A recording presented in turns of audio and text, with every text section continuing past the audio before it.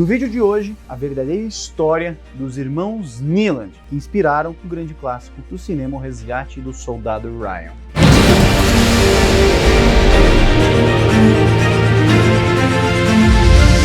Tem curtido os vídeos do Almanaque Militar? Um canal bastante amplo e diversificado que busca trazer o melhor da história para você, sempre de um jeito claro, direto e ilustrado. E para continuarmos, mostre que você está aqui conosco, se inscreva no nosso canal e ative as notificações. Considere ser membro do nosso clube aqui no canal.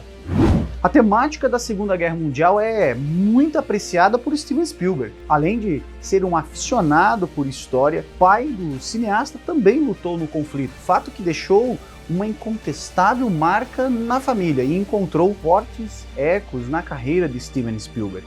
A lista é gigante e compreende desde o filme equivocado 1941, Uma Guerra Muito Louca, produzido em 79, passando pelo belo Império do Sol, feito em 1987, e os essenciais, A Lista de Schindler, de 93, e O Resgate do Soldado Ryan, de 98. Isso poderia soar como uma redundância tremenda vinda de um cineasta criativo. No entanto, ainda que sejam retratos de uma mesma época, cada um destes trabalhos são completamente diferentes uns dos outros.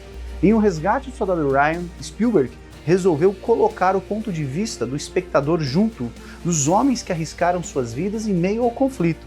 Se já não fosse o drama o suficiente à própria Segunda Guerra, o cineasta buscou no roteiro de Robert Rodat um elemento mais extremo. E se a vida de 8 soldados estivesse em jogo na tentativa de encontrar apenas um único homem atrás das linhas inimigas? Enquanto o batalhão se pergunta a lógica desta matemática, o próprio soldado Ryan confronta-se com esta realidade, visto que não se sente mais ou menos especial do que seu companheiro de armas. Com esta premissa, Steven Spielberg realiza um dos grandes dramas de guerra da história do cinema. Até hoje, O Resgate do Soldado Ryan, de Steven Spielberg, continua a emocionar o público com seu retrato emocionante do dia D e suas consequências. O filme de 1998 recebeu 11 indicações ao Oscar e ganhou elogios por seu retrato realista da Segunda Guerra Mundial. No entanto, o que pode ser ainda mais surpreendente do que o realismo chocante do derramamento de sangue na tela é que a própria história foi vagamente baseada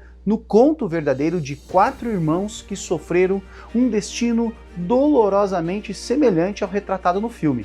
Ao ingressar no exército, os irmãos Frederick William, o Fritz, Robert Joseph, o Bob, Preston Thomas e Edward Francis Nealon, todos de Tonawanda, Nova York, se espalharam entre várias unidades das Forças Armadas Americanas e vários frontes da Segunda Guerra Mundial. Fritz e Bob no Regimento de Infantaria Paraquedista 501 e 505, respectivamente. Preston na 22ª Divisão de Infantaria e Edward na Força Aérea. Em 16 de maio de 1944, menos de um mês antes do dia D, Edward Nealon foi capturado pelos japoneses. Ele havia saltado de paraquedas nas selvas da Birmânia, mas ele errou o alvo. Embora ele tenha conseguido evitá-los por um tempo durante a fuga, ele foi capturado pelos japoneses e levado para um campo de prisioneiros de guerra na Birmânia. Depois que ele saltou do seu B-25, o resto de sua equipe nunca mais ouviu falar dele e presumiu que ele tinha sido morto em combate. No dia D,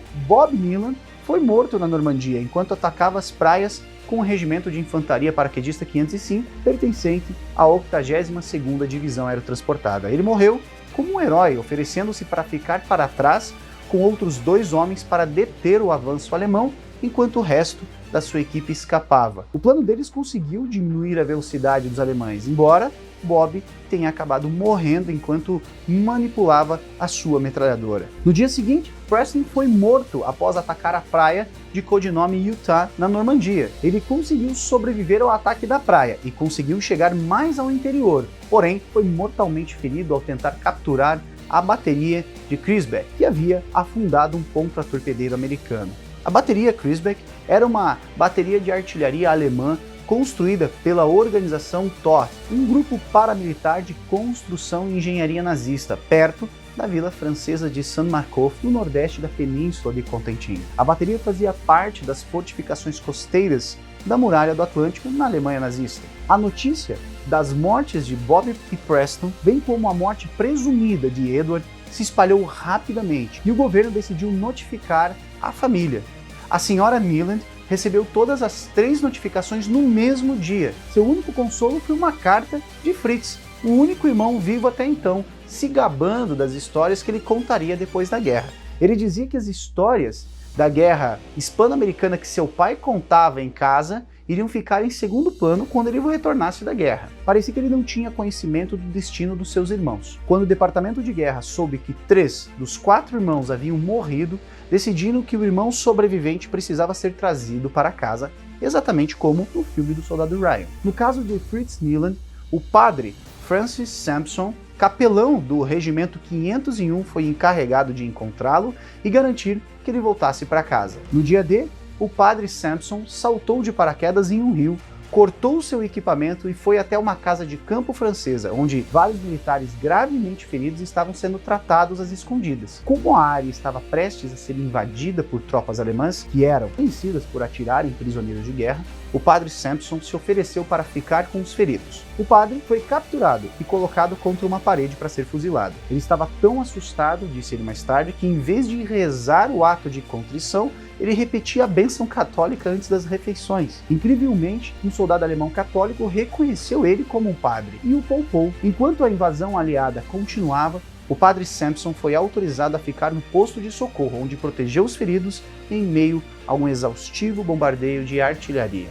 Indicado então para receber a medalha de honra por seu trabalho cuidando e evacuando destes homens, ele acabou recebendo a Cruz de Serviço Distinto, o segundo maior prêmio do Exército dos Estados Unidos por bravura. Enquanto isso, Fritz Neeland foi forçado a pular logo depois que seu avião foi atingido por fogo inimigo. Ele pousou a quilômetros de distância de seu alvo e ficou atrás das linhas inimigas por 9 dias.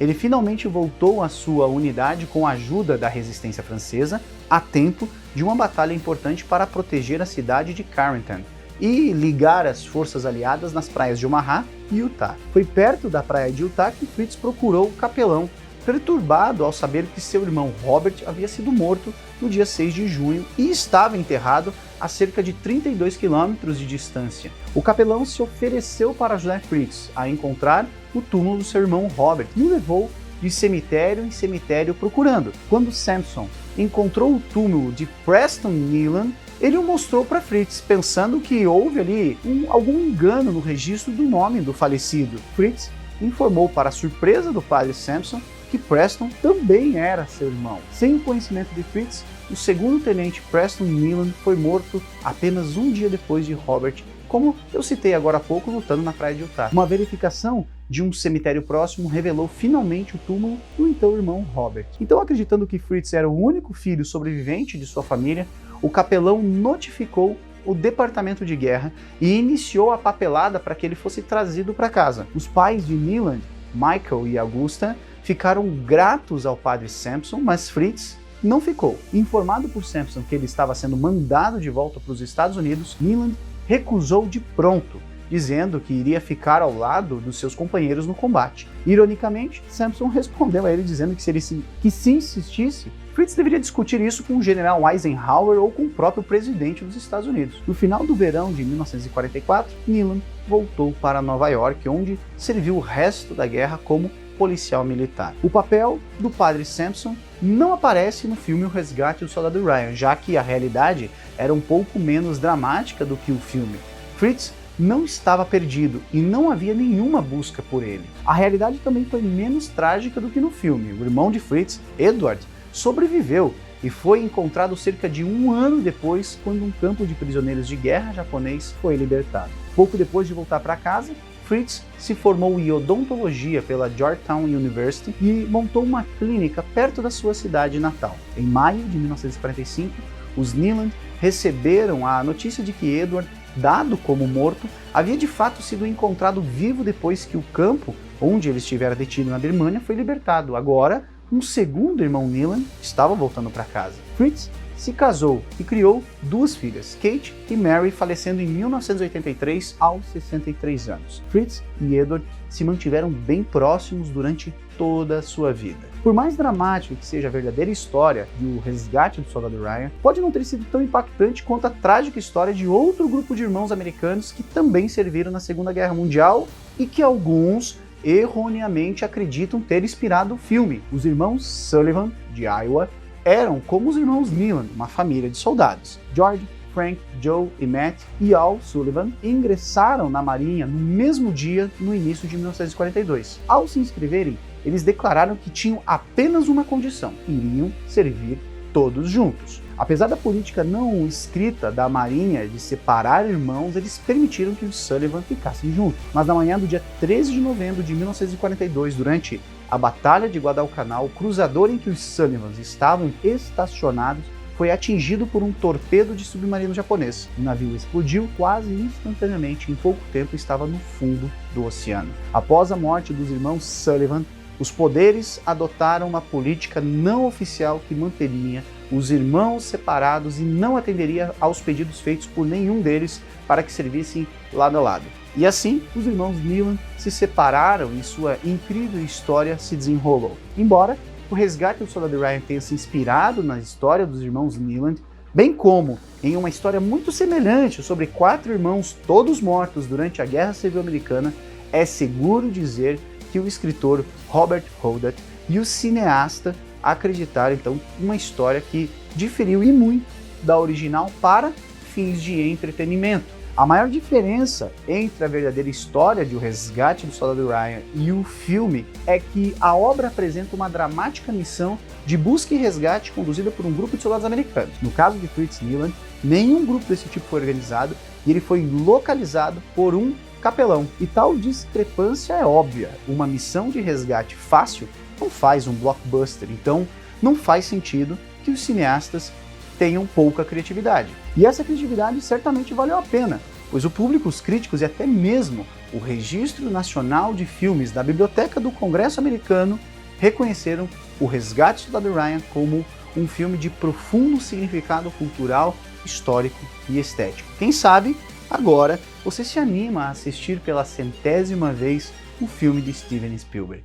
Fica aqui o nosso muito obrigado pela sua audiência, um grande abraço e até a próxima.